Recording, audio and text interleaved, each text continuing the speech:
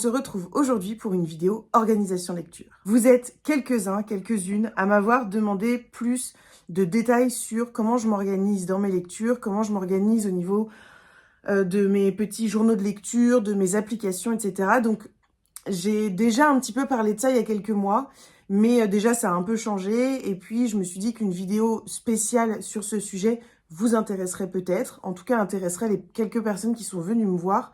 Et je me dis que voilà, si certaines personnes sont venues me voir, c'est peut-être que derrière, il y a d'autres personnes qui se questionnent. Et je pense que ça rejoint aussi cette question de comment tu fais pour trouver du temps pour lire. Alors ça, j'ai fait une vidéo, si j'y pense, je vous mettrai le lien en barre d'infos, mais c'est dans ma playlist blabla, partage et blabla de lecture, où je vous parle un petit peu du temps que j'ai pour lire et du temps que je trouve pour lire. Là, on va vraiment se concentrer sur l'organisation de lecture qui change, qui a changé ces derniers mois et qui est vouée en fait à changer continuellement. Il faut savoir qu'au départ, j'utilisais une seule application, j'utilisais Notion et donc déjà, je vais vous parler de ça. J'utilisais Notion pour noter tout. Je notais absolument tout, mes piles à lire de challenge, mes piles à lire tout court, mes lectures, les services presse que je pouvais recevoir, les posts que je voulais faire, les vidéos YouTube que je voulais poster. Voilà, je notais vraiment tout sur Notion. Et puis, je me suis rendu compte que déjà l'application, je ne l'aime pas. Et je trouve l'interface, que ce soit sur l'application mobile ou sur l'application Internet, je trouve vraiment que c'est pas joli. Alors, c'est très complet comme application. Je pense que pour les programmateurs, pour les personnes voilà, qui aiment que tout soit super ordonné, c'est bien. Mais c'est vrai que moi, je cherche quelque chose d'un peu joli. Et Notion, clairement, c'est pas beau. Enfin, c'est tout en noir et blanc. On peut mettre quelques couleurs de temps en temps. Mais enfin, voilà. Après, on peut personnaliser avec des photos. Mais je trouve que c'est pas beau. Voilà, il y a quelque chose qui me plaisait pas dans cette application. Donc, j'ai arrêté de l'utiliser. Et maintenant, j'utilise en fait Notion seulement pour le calendrier de lecture. En fait, il y a un calendrier qu'on peut mettre donc sur l'année. Et je notais, voilà, des traits comme ça, ma lecture, elle débute tel jour, elle termine tel jour, pour avoir un petit peu une idée des jours de lecture et donc de combien de livres je pouvais lire dans le mois et comment je m'organisais un petit peu. Ça me motivait. Ça me motivait, c'est-à-dire que quand je regardais et que je voyais que demain, je suis censée finir un livre que j'ai même pas encore commencé, et ben je le commençais et souvent, je le terminais avec un jour de retard. Mais voilà, j'essayais de rattraper un petit peu. Je ne suis plus du tout comme ça. Et en fait, maintenant, je ne suis plus du tout mes plannings de lecture. J'ai beaucoup plus de mal à le faire parce que, en fait, maintenant, je me crée plus des piles à lire, tout simplement. Je me crée des petites pioches à lire, c'est-à-dire que je mets plein de romans voilà, que j'ai envie de lire ce mois-ci. Ça peut changer. J'ai des livres que je vais recevoir, des livres que je vais acheter. Je vais regarder ma bibliothèque, je vais la ranger, puis je vais me dire « Oh tiens, celui-là, j'ai super envie de le lire en ce moment. » Il va se passer un événement dans le monde qui va faire que j'ai envie de lire un livre plutôt qu'un autre. En fait, ça évolue tout le temps. Et donc maintenant, voilà, j'ai une pioche à lire et je pioche dedans, tout simplement. Alors, de temps en temps, par exemple, quand j'ai mon challenge 7 jours, 7 livres, je sais que je vais lire à peu près 2-3 BD. Donc, je sais à peu près lesquels. Je sais à peu près quels livres, parce que ce sont des petits livres pour pouvoir rentrer dans le 7 jours, 7 livres. Mais voilà, ça va pas plus loin. Et sinon, c'est vraiment... ça peut changer, en fait. Et je peux dire, un lundi, je vais lire tel livre. En fait, je vais en commencer un autre. Et le livre que j'ai dit que j'allais commencer, par exemple, j'ai commencé hier celui-ci, alors que ça fait juste 3 mois que je vous dis que je vais le lire. Mais j'ai eu envie de lire d'autres choses entre-temps. Et donc, je l'ai jamais lu. Et donc, voilà, je viens seulement de le commencer. Par exemple, celui-ci, c'est pareil. J'ai lu 2 chapitres et en fait, je vais le lire avec une copine d'Insta. Et donc, en fait, je l'attends. Et donc, je l'ai remis sur pause et je le lirai quand on aura décidé de le lire ensemble, tout simplement. Donc, voilà. C'est vrai que je n'utilise plus Notion. Je vais voir si le planning, le calendrier de Apple est peut-être mieux, pour le coup, pour l'utilisation que j'en ai. En tout cas, c'est possible que ce soit mieux pour moi, peut-être plus facile d'utilisation, plus intuitif au niveau de l'utilisation. En tout cas, voilà, c'est une application que j'utilisais beaucoup. Peut-être que ça peut vous plaire.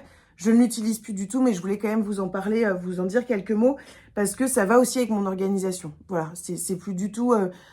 Avant Notion, j'en avais besoin parce que c'était très carré et maintenant je le suis beaucoup moins et donc je me prends plus la tête à aller sur Notion, surtout que j'aime pas l'interface.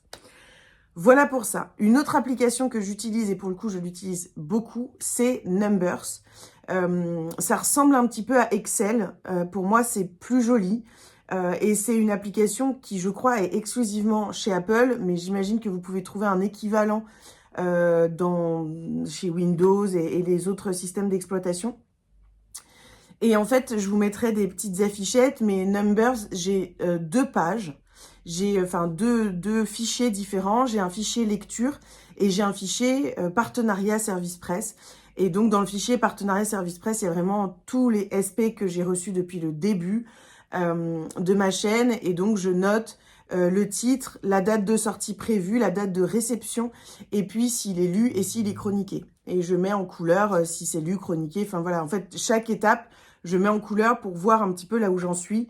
Ça me permet de suivre un petit peu. Et puis, dans cet endroit-là, il y a aussi un onglet. En fait, c'est par petit onglet. Donc, il y a un onglet SP pour moi. Les services presse que je reçois pour Léon, pour les albums jeunesse. Et puis, il y a par exemple un onglet lectrice Charleston pour mon aventure Charleston que j'ai fait il y a 2 ans.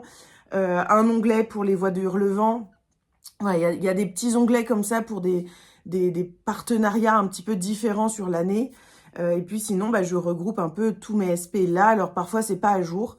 Mais j'essaye de le faire assez régulièrement, au moins une fois par mois, de tout noter ce que j'ai reçu pour avoir une vision, ne pas oublier des livres. Et puis pouvoir voir un petit peu si j'avance ou pas, si j'ai du retard. Et donc, voilà, parfois faire passer un livre avant un autre pour pouvoir rattraper un petit peu les choses. En gros, ça, c'est le fichier partenariat, mais ça va peut-être un peu moins vous intéresser. En tout cas, c'est comme ça que je fonctionne. L'autre fichier, c'est un fichier lecture où je note donc mes pioches à lire. Les livres, par exemple, là, j'ai tous les mois jusqu'à juin, j'ai une case book club et je note tous les livres qu'on va lire dans le book club. Donc, ça me permet d'avoir une vision un peu du livre que je vais lire tous les mois avec le club de lecture. Et puis après, j'ai mes pioches à lire des mois, suivant les saisons. Voilà. Puis j'ai mon fichier lecture, mon onglet lecture où je note tous les mois les titres, auteurs, maison d'édition. Je note si j'ai pris la photo, si la photo a été postée avec la chronique. Je note aussi si c'est un auteur ou une autrice. Et puis la note, bien sûr, et le genre de lecture. Et en fait, ça, c'est plus pour la fin de l'année. C'est aussi pour moi, au fil de l'année, pour voir un petit peu où est-ce que j'en suis au niveau du pourcentage d'auteurs que je lis comparé au pourcentage d'autrices. Si je lis plus de graphiques, si j'ai lu, combien j'ai lu de romans historiques, combien j'ai lu de romans young adultes. Enfin voilà, j'ai un peu un panel que je peux consulter assez régulièrement pour voir un petit peu où j'en suis. Et c'est vrai que ça, j'aime bien. En fait, moi, j'aime bien les graphiques. J'ai toujours aimé ça.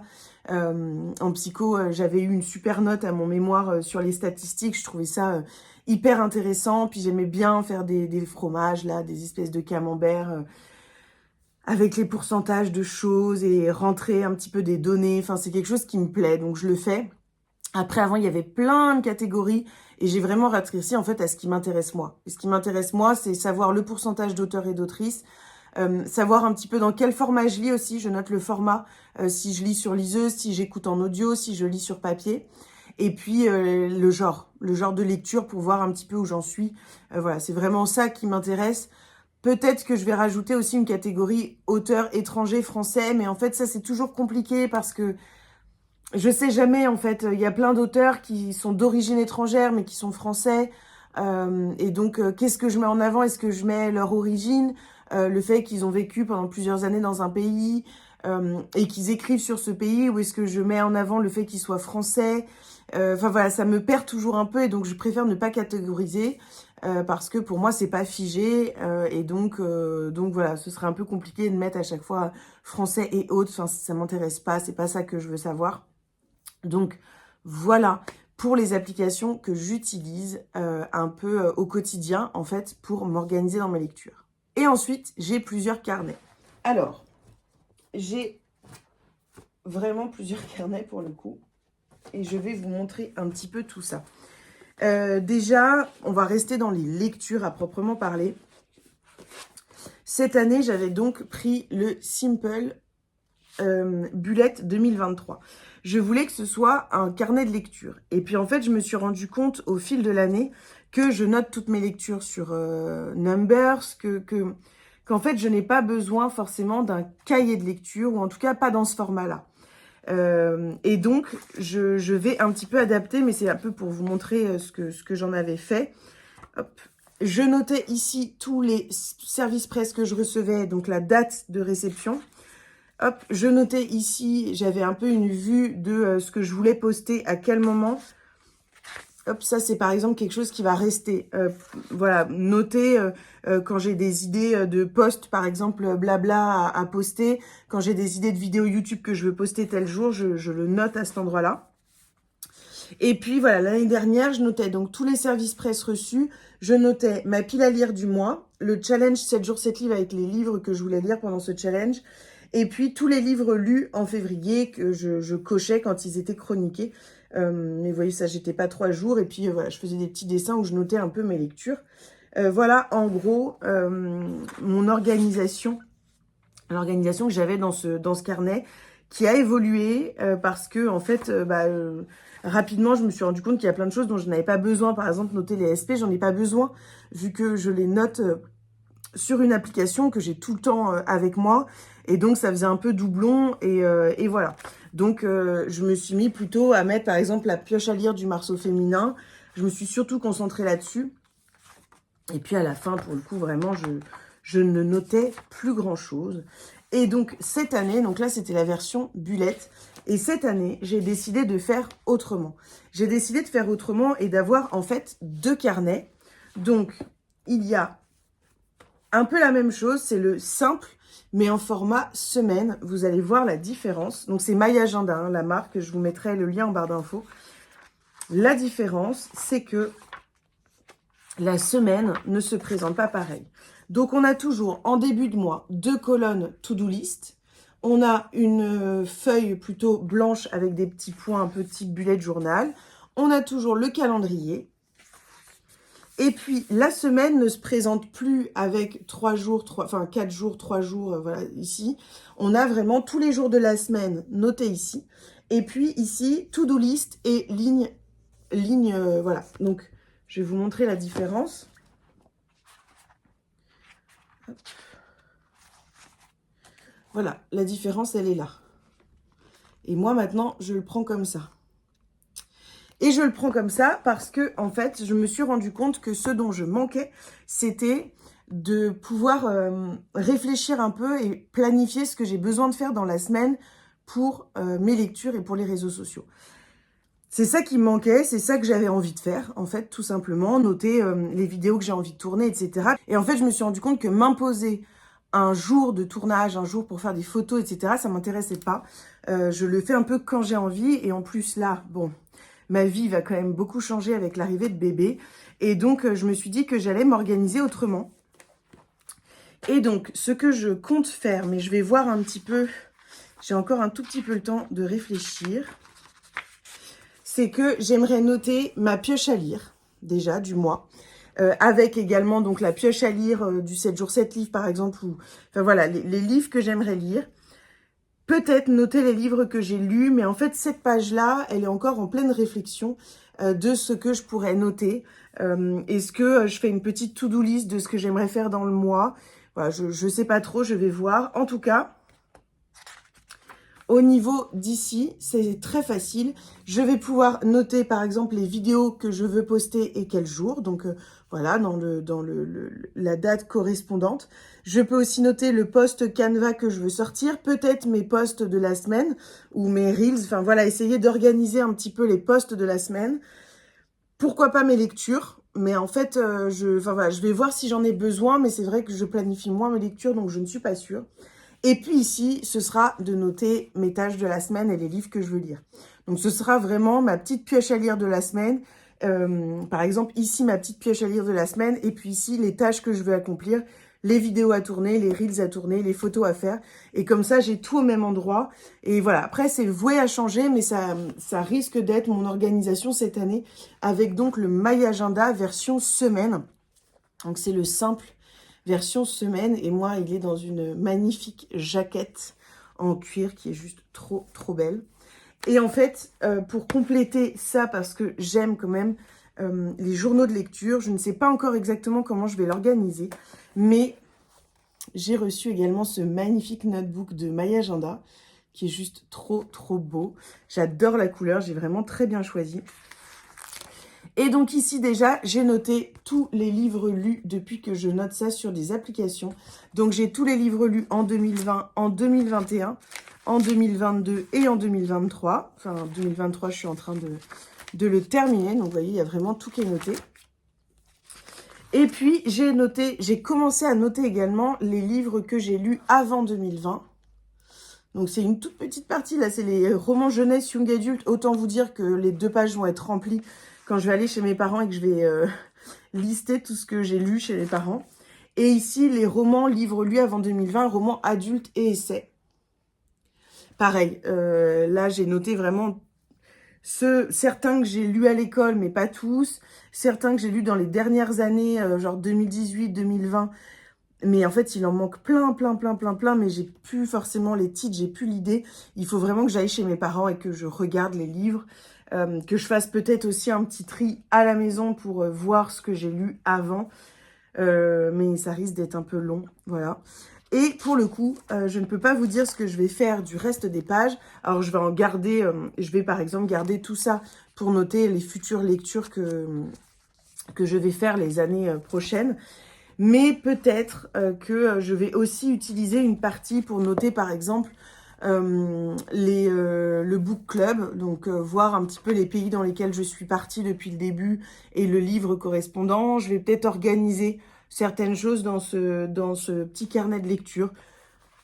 En fait, je sais pas trop pour l'instant. Pour l'instant, ce que je sais, c'est que je vais répertorier toutes mes lectures dedans et voilà, il est voué à évoluer.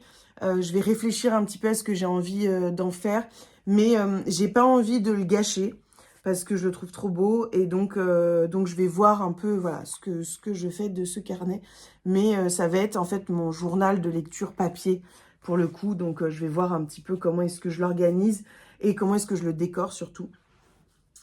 Et puis donc là voilà, vous avez un peu un aperçu de ce que j'utilise pour m'organiser dans ma lecture. Vous voyez, j'utilise vraiment plein de choses différentes. Alors, plus trop Notion, mais Numbers pour noter un petit peu toutes mes lectures, prévoir aussi un petit peu, noter mes services presse. Et puis, j'utilise les carnets pour m'organiser un peu dans ma semaine, dans le mois. Noter les événements littéraires aussi, j'ai oublié, mais bien sûr, je note aussi les événements littéraires. Et puis, voilà, je note un petit peu tout là-dedans. Et l'autre chose que je voulais vous montrer, mais ça va plutôt intéresser ceux qui sont sur YouTube, ou que ça intéresse tout simplement, hein, mais en fait j'ai 2 carnets pour YouTube. Hop. Celui-ci où je note mes idées. Donc par exemple, j'aimerais faire une vidéo sur la maladie mentale. Et donc j'ai noté plein de titres dont je voudrais parler. LGBTQIA aussi. Enfin voilà, il y a plein de choses. Il y a les voyages aussi. Donc j'ai répertorié un petit peu tous les livres que j'ai pu lire sur les pays. Et puis dès que j'arrive à 4-5 livres sur un pays, eh ben, je me dis, ah tiens, je pourrais tourner une vidéo et leur présenter ces livres. Donc voilà, ça me permet d'avoir un peu un récap de ce dont je voudrais parler sur YouTube. Et puis pour le coup, celui-ci, c'est vraiment le carnet où je note ce que j'ai fait sur YouTube. Alors pas les vlogs, mais par exemple toutes les vidéos recommandations de lecture. Donc je note tout. Pour l'instant, j'en ai fait 15. Enfin, il y en a 2 qui vont bientôt, qui sont sortis. Non, j'en ai fait 15. Et je note en fait chaque fois le titre et tous les livres dont j'ai parlé pour avoir un peu une vision. Et par exemple, là j'ai sorti une vidéo sur les violences faites aux femmes. Je ne voulais pas que ça se répète avec les vidéos que j'ai fait déjà précédemment. Et donc j'ai regardé un petit peu voilà ce que j'avais fait. Et j'ai essayé d'innover un petit peu, même s'il y a des classiques dont je vous reparle. Mais j'ai essayé d'innover un petit peu. Voilà, c'est histoire de faire des deuxièmes parties. Par exemple, les romans historiques partie 2. Ou qu'est-ce que je vais faire en partie 2? La Seconde Guerre mondiale partie 2 aussi, que que je compte faire. Les auteurs et autrices de polar, les sagas historiques préférées dont j'ai aussi envie de vous reparler, les romans graphiques coup de cœur parce que j'en ai eu d'autres. Donc pour ne pas me répéter, voilà, avoir une vision. Et il y a également donc les livres que je conseille par saison, les voyages littéraires. D'ailleurs, je trouve qu'il y en a peu. Il va falloir que j'étoffe un peu tout ça. Il y a bon les vidéos pour Léon, mais alors ça, autant vous dire que j'ai pas du tout mis à jour. Les blablas de lecture, pareil, ce n'est pas encore mis à jour. Et puis, le temps d'une boisson chaude, on papote littérature. Et ça, il faut que je m'y remette. Je vous avais parlé des ovnis littéraires et de mes goûts littéraires. Et je cherche en fait des idées de discussion comme ça autour d'un thé, d'un café qui pourraient être intéressantes pour vous comme pour moi. Mais pour l'instant, voilà, les idées arrivent petit à petit. Voilà, j'espère que cette petite vidéo qui est quand même assez longue, je vois 21 minutes, ça va être peut-être un peu plus court avec le montage, mais j'espère que cette petite vidéo vous aura plu, que ça vous aura peut-être donné des clés. Voilà, on m'a demandé une petite vidéo là-dessus, elle n'est pas très préparée, je vous avoue. N'hésitez pas d'ailleurs à me poser plein de questions, je peux vous envoyer aussi des screens par MP, etc. Enfin voilà, vraiment n'hésitez pas, parce que je fais un peu ça comme ça, genre, je viens de déposer mon fils à l'école et hop, je m'assois et je vous parle avec ce que j'ai sous la main et avec mes idées un peu en vrac. Donc voilà, n'hésitez pas à me poser des questions, à me demander plus d'infos sur certaines choses. Et puis moi, je vous fais des bisous et je vous retrouve très très vite dans une nouvelle vidéo.